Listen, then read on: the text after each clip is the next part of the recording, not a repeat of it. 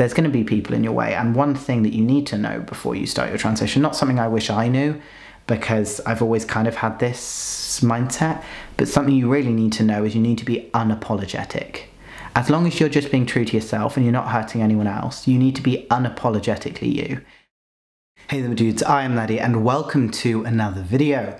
So in this video I'm going to be speaking about what I wish I knew before I transitioned, and I had a lot of your guys' help on Instagram, so go check my Instagram out if you haven't already. Links are down below and it's just Call Me Laddie on Instagram. I asked you guys what you guys thought, and I've also come up with a few things that I wish that I knew before I started my transition, because it would have made the whole process a lot easier. Got my trusty notepad with a few things written down, and I also have my Instagram directs that a few people sent me messages on. So I think the first thing would be to say, due to the difficulty and the modern times with how you think it would actually be pretty easy, because there's a lot of misinformation about people saying things like, oh, transitioning's so easy nowadays. Like back in the day when your kids said they wanted a tattoo at the age 15, you'd say no way. But nowadays your kid at the age 5 will say they want to be a girl, and next day that they'll be on hormones. Like that's not how it works. That's just not how it goes. It's actually a lot harder. And Jamie Dodger was saying recently in a video that, like, if cis people knew more about what it was like to transition as for trans people, then they wouldn't mock it as much, basically. So first I'd say I wish I'd have known how incredibly uneducated medical professionals are when it comes to trans patients, because a lot of the time, most of the people, like your doctors, your GP if you're in the UK, or whichever doctor, your private doctors or whatever in America or elsewhere, usually a lot of the ones that have had medical school like pre-2010 or around that time, usually they probably won't really have been taught much about trans people, because it's a bit more recently that that medical professionals have started speaking about and being taught about transgender patients. So often people just have no clue. My best friend is in the NHS. She works in A&E in a local hospital down in my hometown, and she often, because she knows me, I'm her best friend and I've transitioned, and she's been there with me through a bunch of my transition. You've seen her in previous videos, and she often has to educate her nurse and healthcare assistant friends on how to deal with trans patients when trans patients come in, because they often have no clue, and they often have, you know, prejudiced views. I'd say they're just ignorant to certain things, as though they don't understand it, and therefore they don't know how to treat it properly. So I also had someone who watches me and we chat occasionally, Dominic, say the exact same thing, but in America it's similar. They seem to not know. In like doctors all over seem to just not know enough about medical transition. For example, this is me telling his story, if he doesn't mind. For him, there was people who would say that, oh, me dealing with trans patients is not my specialty, so you might have to find someone else. But at the end of the day, there are so many different things that aren't doctors' specialties, but if they're a general practitioner, then they should help you with anything you need. So the first thing is know your rights. Your doctor, especially a GP in the UK or a doctor you're paying for in America, they need to give you the care that you request. Even if you are a transgender person and it is something they haven't necessarily been trained in, it is their responsibility to go and make sure they get that training. And often they might say, oh, I don't know this, I don't know that. You need to pay for your own specialist, transgender specialist. That itself is discrimination and a whole other thing. And they even said that to me during the lockdown, that they can't give me they can't help me out with my testosterone because it is not seen as a necessity because I am transgender. And just know your rights. I got told by the person who's my new endocrinologist that that is not okay. That's very important. You need to, in life and in everything, being trans, you need to put your foot down. I know I've gone on about this so much, I'm sorry, but it is true that I and a bunch of other people and Dominic that I spoke to didn't realise how involved in the medical part of my transition I would have to be. So I have to remember facts about 250 milligrams every 4 weeks, Sustanon. I have to remember exactly what I'm going on, when I need my injections done, how I need my injections done, because often it is going to be true that you know more about your medical transition as either an FtM trans man or a trans woman or non-binary, whatever. You will probably know more than your doctors actually know. The other day, I got called up about me switching onto libido, which I'm getting switched onto, which I'll speak about in a minute. She gave me a Q&A asking me things about my transition because she'd never really dealt with or been taught how to deal with a trans patient. So she was asking me loads of questions about what's best to do medically, how it should be injected, when it should be injected, and what kind of things need to be done. Usually you don't have to teach your doctors how to inject you with something or how best to treat you medically because they're meant to be trained in that. And just, that's something I'm going to say. Know your facts, know your rights, and know your biology and how you should be medically treated, because unfortunately your doctors aren't probably going to do that. One thing you're going to have to do is you're probably going to have to explain things to your doctor. So for example, my doctor the other day was just like, so I don't have you here as having had a prostate exam. And I go, okay, well, about that. And I have to basically explain how I'm a trans man, how I don't have a prostate because I have ovaries, and, you know, I'm technically a female, and things like this. And it's always awkward, and my doctor went, oh, I'm sorry, I didn't know. I'm like, it's fine, but just be prepared, you're probably gonna have to explain that. So moving on from that, another thing I wish I'd have known is navigating finding the best doctors for your medical transition or for help or therapy or things like this. I don't know what it's like in America and other places, but here we have the NHS, and the NHS waiting list is ridiculous. So I'd suggest get on those waiting lists early. That is one thing I wish I would have done. As soon as I had even the slightest inkling that I was possibly trans, you get on that waiting list. Being on a waiting list doesn't mean that at the end of it you have to get testosterone. It just means you speak to professionals in transgender healthcare, and they can speak to you about your feelings, and you can determine together whether transitioning is the right thing to you. But the one thing I'd say is get on those waiting lists, because I've been on the waiting list for years and years at the Laurel's health place, transgender clinic, and I'm still not there, so just get on the waiting list. And also another thing I'd say, save money as soon as possible, because transitioning is very expensive, and at least speak to your parents or family or anyone that you've spoken to about said money. That will they help you with it, or will you have to find a way to raise it yourself? It's just something to keep in mind, because if the waiting list is not something you can wait for, because it is a long waiting list, then you need to have option B, which is going private, which is what I did, and I was lucky enough that I managed to persuade my family to give me the money for it. I'd say something I wish I really knew before my transition is how it can affect you emotionally. I've dealt with a lot of mental health things, and not ones that I speak about on my channel here, because I just like to deal with that myself. There's a good chance that I will speak about that in the future. It shouldn't be something that's stigmatized, but it is a big thing just in my life and in my family and things like this. So when I went on testosterone, they tell you that you shouldn't go on it if you've got A, B, C, or whatever, you know, mental health. You've got certain mental health issues, but I just thought me transitioning was more important than the risk of the emotional issues. So I went through a lot emotionally during my time transitioning. I had a lot of bad depressive points and things like this. And obviously I'm jolly here on the camera with you guys, but you know, there's been many different things that I've gone through, and I'm on the other end of now, because I've really learned how to work with having hormones in my body and how to emotionally deal with the ups and downs. But because Sustanon every 4 weeks, your hormones change from being way above the normal to being way below the normal from the beginning to the end of the month every time you inject. But that does a lot to your emotional and mental health and things, so that is something you really need to prepare for.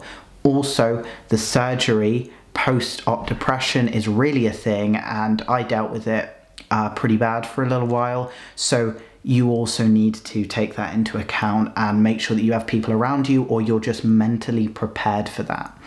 And another thing is, that's why I'm switching to libido. I probably should have gone on libido originally, because it's much better at sorting out your mental health, because it keeps the hormones level. I love that I got top surgery, but it's a surgery, take it seriously, be gentle with yourself. Yes, I wasn't very gentle. Luckily my recovery is great, but I wasn't very gentle after surgery. I went straight back into uni, but you probably should remember, and I wish I would have known before, that it would knock me out for quite a while in a way, and I shouldn't have thrown myself straight back into it, but I was fine. Just be gentle with yourself. Oh yes, so something I wish I know before is everyone's changes vary a lot. So there's some things I didn't think I'd get, like, for example, another person said here, like, your feet actually do grow and you have to have bigger shoe sizes because of the cartilage changes. Like, my feet got wider and things because the cartilage all changes position. That's the same with like the jawline and things like this. But I didn't expect, obviously at the moment I just shaved my facial hair, but I didn't expect the facial hair to come in. There's a bunch of things I didn't expect. One thing I wish I'd known, it's okay to ask your doctors, just surgery members, as this person says here, about anything, even stupidest things. It is best to ask. And obviously you can ask people like me on the internet. People often ask me medical issues, like they'll ask me, oh, this has happened after my surgery, is this okay? Did you get this? But at the end of the day, it's probably best, and it's really useful to just ask all the questions towards your surgeons and your doctors and things like that, because so you can get all the information you need. You can ask me, but also probably ask a medical professional, even though, as I did state earlier, there's a good chance you might know more about it medically. I wish I'd have been mentally prepared to go from a tall girl to a short man. It hit hard. I get that. Obviously there's a lot of societal changes as to how in society you're seen afterwards. There's certain attentions you don't get. Like, one thing I miss about before is I used to wear like these, I used to wear many feminine things, and I loved expressing in certain ways, but as a man, you're cut off a bit more from your expression. So I could express myself, I could be masculine one day beforehand and really feminine the other, as a girl, and no one seemed to bother me about it. Occasionally I got called like a dyke and things like this, like it happened, but now that I've transitioned into a man, it's much more restricted. And obviously it wouldn't have affected whether I transitioned or not, but I just wish I could sort of prepare myself for that change, if that makes any sense. And yeah, that's a big one, preparing yourself for the change of how society will see you. Yes, so one thing I was thinking about my hips. My hips may not redistribute at all. If your bone structure is like that, I have a really thin waist and really big hips, and I think that is just how my bone structure is going to be constantly. I don't mind it too much. I don't mind being thick.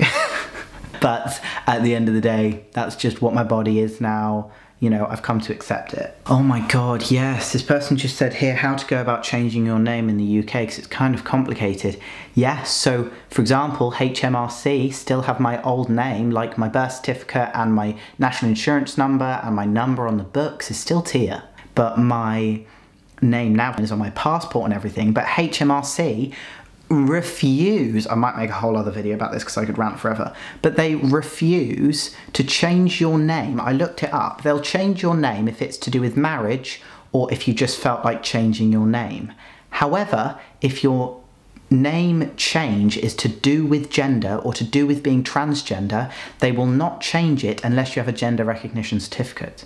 So for example, if my name was Tia and I changed it to like Toby, right? Which could be seen as a gender neutral name, if I changed it to that, or even Tobias and just said it was a woman's name, if it wasn't to do with it being me being transgender, then they'd change it. Just like that, I could call them up and they'd change it.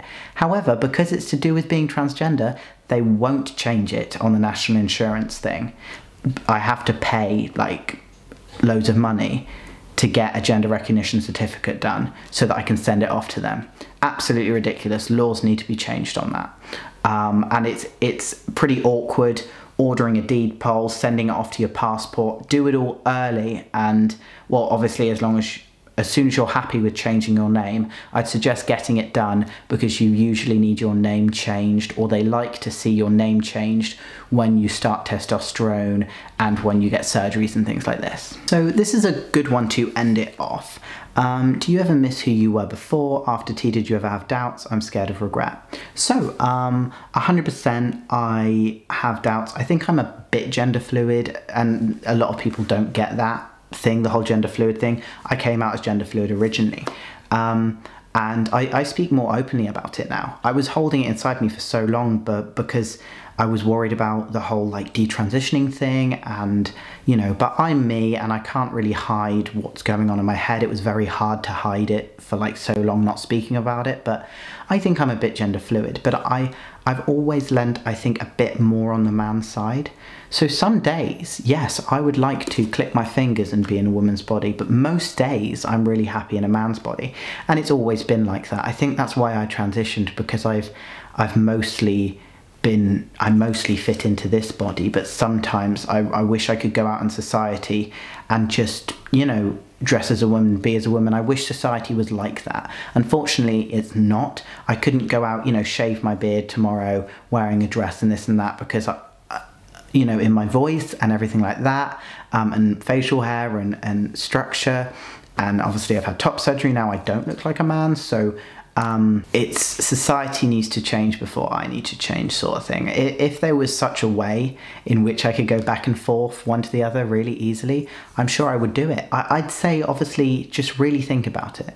If you're somewhere in the middle and you don't know, you don't have to transition, you know, to be part of the community or to be one of us, or to deserve, yeah, you don't have to transition to deserve having someone respect you as to who you say you are. If you say you're non-binary, or if you say you want to be a man that day and this day, it's not you that needs to change, or not you that needs to transition. It's the people that refuse to acknowledge you as whatever gender you're feeling like on that particular day. It's their issue. And in the trans community, a lot of people don't like that. I know some people in the trans community that'll be like, oh, gender fluid or non-binary puts a bad name on the community, and it's like, fuck off, I guess. Like it's not up to them. And wow, this got really deep, heart to heart, but at the end, that is something really important. Do you really need to go through the transition? It is a big toll on the body. It's very expensive if you go private, and if not, it's tedious on the waiting list. But if you know that's right for you, you know you want to transition. Yes, of course, I've had regrets in the way of some days I'm feeling, you know, inside I'm feeling like I just want to go out that day and do a particular thing as a woman. But then most days I'm feeling completely content in myself. And that's just the woes of gender. And having a gender sort of in between, sort of here or there. I might not be gender fluid, I might be. I don't like the labels at this point because I don't think I fit into any of them. I'm both a trans man and sometimes not. So yeah, just, oh my god, we've gotten onto a whole thing. We've gotten onto the gender thing again. I'm so sorry. This is going to be a way long video. Someone said, wish I knew more about bottom growth. Bottom growth happens. Just look it up. I don't really want to speak about it in this video. I've already gone on about too much, but it happens. It's there, it exists, look it up. Okay, so I think that's the video. Thank you guys for watching. I know I've gone on a lot. I've even spoken about gender because I think that's very important. Things you wish you know before you're transitioning is you need to make sure you're really sure this is what you want. I'm much more content and happy. And even on the days where I'm feeling like I could be, you know, a particular other gender or in between, or I'm feeling more neutral, which I don't know if it's those days I want to express myself a certain way or if that's gender. I don't know, and it doesn't matter. I'm still content on those days, and I'm still happy and more confident than I have ever been beforehand. So it's an interesting life I lead, and if you choose to go through with your transition, it will be an interesting life you lead. People are going to always try and put stuff in your way, whether it be family, whether it be just the public, or whether it be just bigots in general, just being doing bigoty things as they do, there's going to be people in your way. And one thing that you need to know before you start your transition, not something I wish I knew, because I've always kind of had this mindset, but something you really need to know is you need to be unapologetic. As long as you're just being true to yourself and you're not hurting anyone else, you need to be unapologetically you. That's a very important message at the end of this. No one's still watching probably. If you are, put scroogly do in the comments down below. I don't know how you spell scroogly do, but just have some creativity. Yeah, be unapologetically you. Don't do what anyone else wants or what you think would make other people happy. Do what will make you happy. However long it takes you to realise that, you don't need to rush into anything, but you also don't need to not go into a transition because other people don't want you to. Anyway, thank you guys for watching. I will see you guys in the next video. This got really hippie at the end. Peace out. Bye.